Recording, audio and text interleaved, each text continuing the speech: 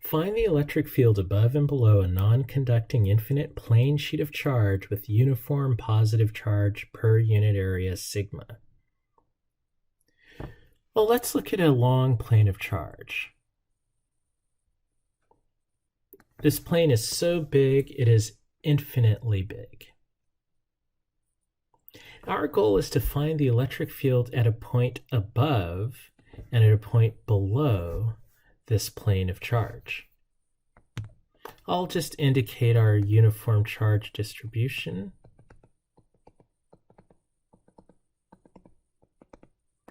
And that uniform charge distribution is given by sigma.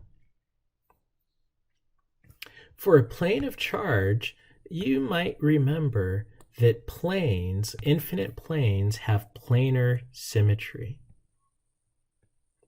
Since the plane has planar symmetry, the electric field also has planar symmetry. I'm going to indicate that with these electric field lines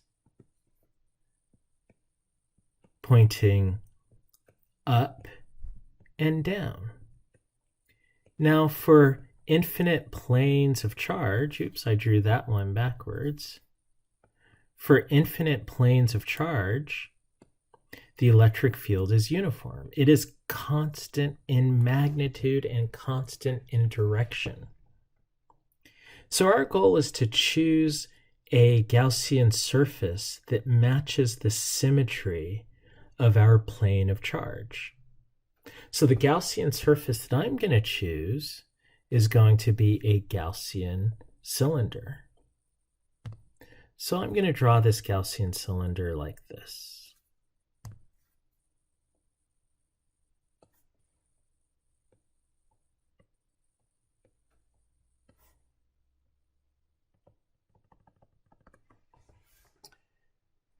Now, in order to apply Gauss's law, we're going to need to know the relationship between the cylinder and the electric field for each of the surfaces of the cylinder. Now, this is a closed cylinder that we are going to create, this Gaussian surface. And the reason why we're going to use a closed cylinder, it's because Gauss's law tells us that the electric flux through a closed surface depends only on how much charge is enclosed by that surface. So this Gaussian cylinder is going to enclose a certain amount of charge on our surface. I'm going to give our surface a little bit more perspective because I think that'll be important for us to see that perspective as we look at the amount of charge that is enclosed by this Gaussian surface. So again, that cylinder intersects our plane of charge. So we have a certain amount of charge enclosed by that cylinder, and that amount of charge lies entirely on the plane. This is our charge enclosed. We don't choose any charge outside of the cylinder because the cylinder is self-contained, meaning the volume inside of the cylinder is separated from the volume outside of the cylinder.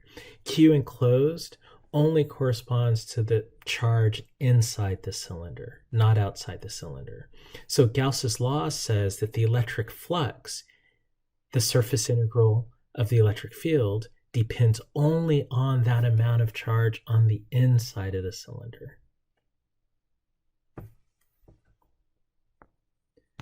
We see that the cylinder has three surfaces.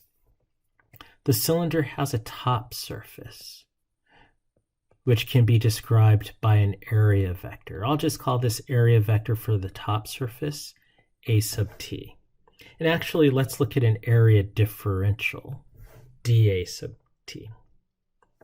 And then the bottom surface also has an area differential. I'll call this dA sub b for the bottom surface. And the side also has an area differential. I'll call this dA sub s for the side. Now, why am I writing all of those differentials? It's because to calculate this surface integral for this closed surface, it'll be simpler if we sum up the surface integrals for the individual surfaces.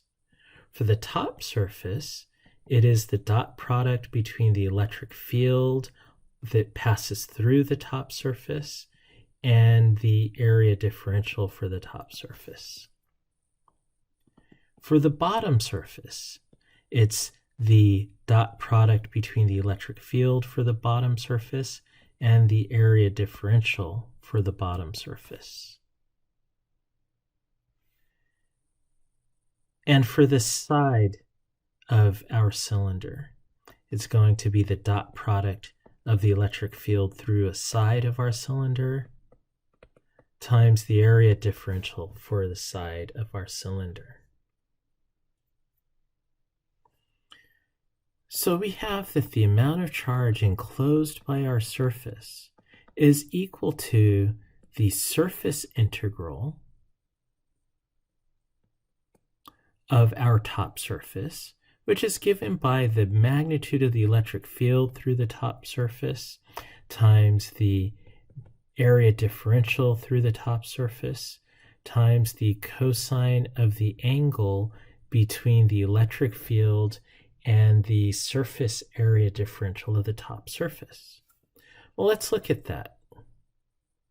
Notice that the angle between the electric field and that area differential through the top surface is 0 degrees. That means that since this is 0 degrees, cosine of that angle evaluates to 1. Now the next surface integral is through the bottom surface. So this is going to be the integral of the magnitude of the electric field through the bottom surface times the magnitude of the area differential through the bottom surface times the cosine of the angle between the electric field through the bottom surface and the area differential through the bottom surface. Well, similar to the top surface, the angle between the electric field and the area differential through the bottom surface is 0 degrees. Cosine of 0 degrees is 1. The third differential, or the third integral, is the surface integral through the side of our cylinder times the area differential through the side times the cosine of the angle between the area differential and the electric field through the side. Let's look at that. A representative area differential here through the side is perpendicular to our electric field at that point. So that angle is 90 degrees, and you know that the cosine of 90 degrees is 0.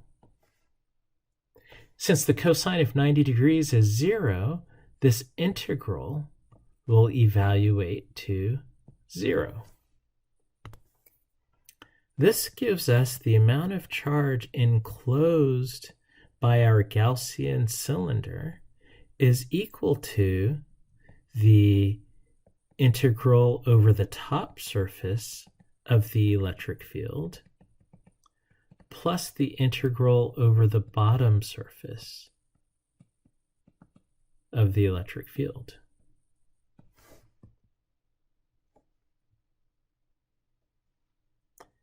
Since our Gaussian cylinder has planar symmetry with respect to the charge configuration, we know that the magnitude, and since we have an infinite amount of charge, because this is an infinite plane, we know the magnitude of this electric field is constant.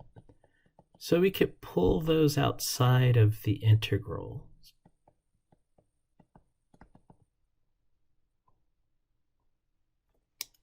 Now the magnitude of the electric field for this charge configuration, as we just said, is constant. So I'll just call that E, which means we now have the amount of charge enclosed is equal to E times the integral dAt plus E times the surface integral of the bottom surface. Well, then this is just the electric field times the area of the top surface plus the electric field times the area of the bottom surface. However, being part the top and bottom of our cylinder, the two areas are the same. This means how much charge that is enclosed by our cylinder is going to be given by 2 times the magnitude of the electric field times the area of the top or bottom.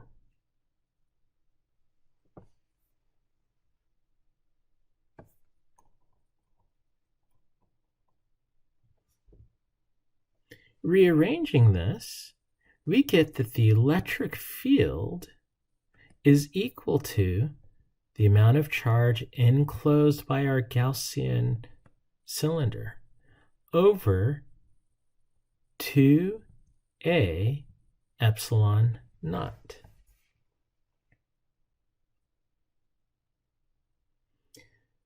Well, we weren't given how much charge was enclosed, nor do we know what area to use. Let's look at our picture again. So we see that the charge enclosed is enclosed by a circle, and that circle has a particular radius.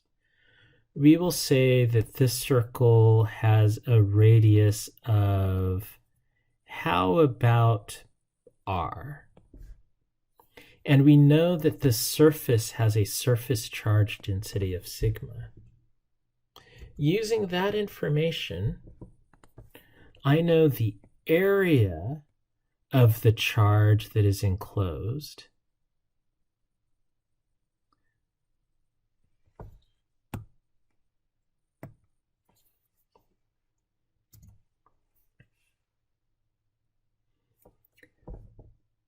The area of either the top or the bottom is the area of a circle. And remember, the area of a circle is equal to pi times the radius of that circle squared. So let's just say that the top and the bottom of our cylinder has a radius of capital R. Also, our surface has a surface charge density of sigma. So we could say that our area is an area given by pi times the radius of our cylinder squared. And we know that our charge density is uniform. So remember, surface charge density is defined as charge per unit area. Our surface charge density is constant, so the charge per unit area is constant, which means the charge enclosed over the area of that charge that is enclosed is constant. Well, let's look at the area of the charge that's enclosed. We'll just sketch a quick picture here. Here is our cylinder. Here was the description of our enclosed charge. Notice how the top, the bottom, and the area of our enclosed charge are all the same areas. Which means we could write that sigma is equal to Q enclosed over A, and that means how much charge is enclosed is sigma A, and we said that sigma is equal to we said that A is equal to pi r squared.